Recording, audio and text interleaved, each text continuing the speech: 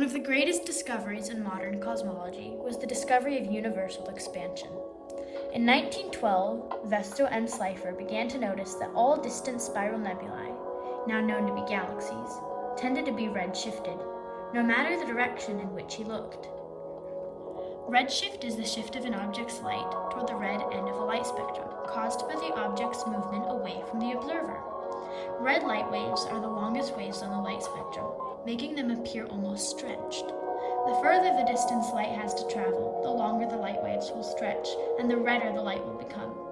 Because of this, we can tell how distant other galaxies and objects in space are because of their position on the light spectrum. This is redshift.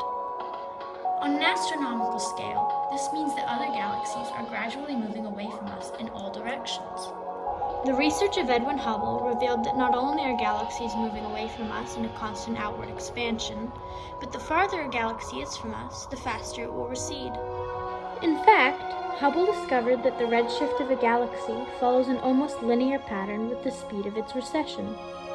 Hubble's famous equation for this pattern is known as Hubble's law. It states that a galaxy's velocity, v, is equivalent to the galaxy's distance from Earth, d, times the Hubble constant, or the rate at which galaxies are receding from us.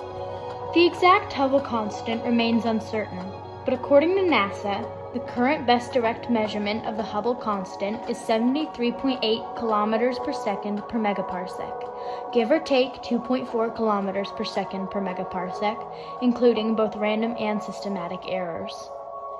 Hubble's law and the Hubble constant were both extremely important to astronomy when they were first theorized and defined, and that hasn't changed in the years since.